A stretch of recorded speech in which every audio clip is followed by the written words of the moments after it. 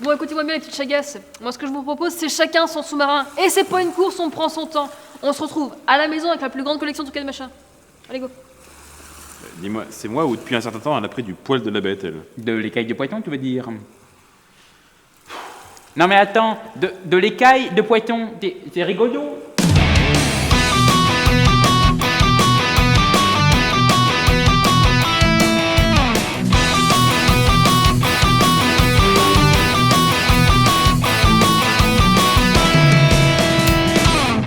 Bon, à quoi tu joues? Aujourd'hui, on remonte à la surface avec Océanos.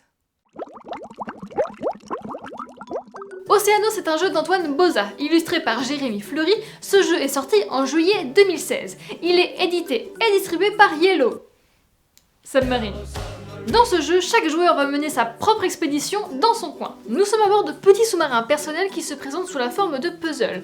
Le reste du matériel est principalement composé de 3 tas de cartes. Une fois ce matériel assemblé, notre chasse au trésor commence. Un premier capitaine d'expédition est désigné, toi Olivier, et sa tâche va être de distribuer les cartes exploration aux autres joueurs. Chacun d'entre eux reçoit autant de cartes qu'il possède de périscopes sur son cockpit, plus une.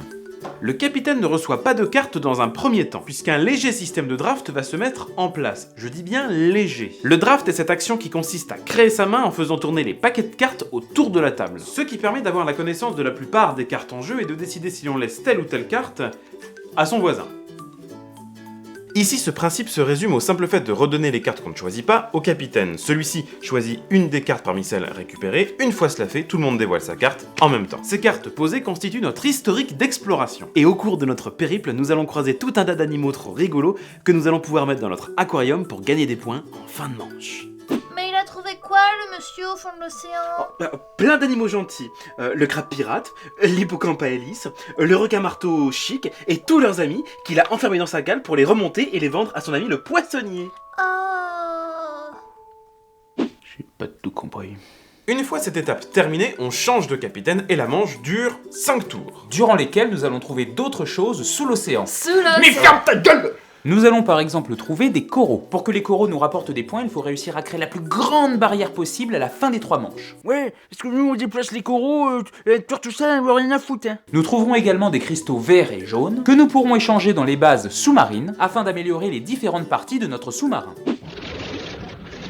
Bonjour, le propulseur s'il vous plaît. Merci.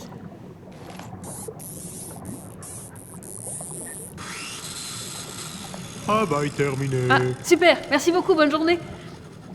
Non, faut pas croire, hein, ça s'est vachement urbanisé le fond des océans. Voilà pourquoi nos sous-marins sont détachables, chaque partie pouvant être améliorée jusqu'à 2 fois, ce qui représente un avantage non négligeable. Mais il faudra aligner dans le bon ordre les cristaux, puis une base. On peut ainsi améliorer son cockpit, son propulseur qui n'a pour fonction que d'apporter des points en fin de partie, son aquarium pour pêcher plus de poissons, Mais non, pas pour pêcher, Léa, voyons, les mettre dans l'aquarium pour les emmener vers une vie meilleure.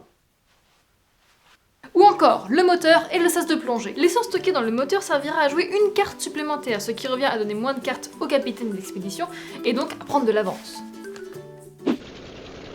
Et je croyais qu'on avait dit que c'était pas une course. Oh, un dauphin avec une pipe. Y'a la pépé.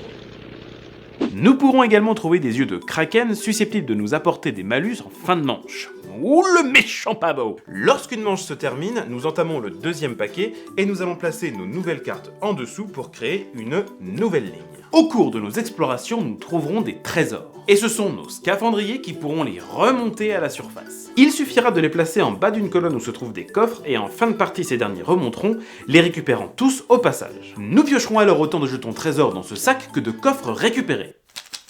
Assurez-vous de prévoir suffisamment d'espace sur la table puisqu'en fin de partie, l'ensemble du matériel utilisé en demandera beaucoup. Dans Océanos, chacun joue un peu dans son coin. Le léger système de draft constitue la seule interaction avec les autres joueurs. C'est un jeu agréable mais pas révolutionnaire. Cependant, c'est un très bon jeu familial. Que ce soit le choix du design un peu enfantin, les éléments en puzzle ou l'approche simplifiée du jeu, Océanos semble une très bonne entrée en matière pour initier de jeunes joueurs à des mécanismes ludiques déjà avancés. Malgré cet aspect jeune public, les adultes trouveront leur compte grâce au rythme et à la durée relativement courte des parties. Le fait de pouvoir améliorer son submersible aux allures steampunk fait également partie du plaisir. Concrètement, Océanos c'est une école du jeu, un exercice ludique qui ne fait de mal à personne.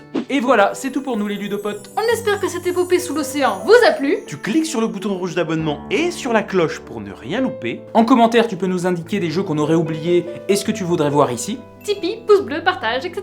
Sans oublier de nous dire... Et vous, à quoi vous jouez?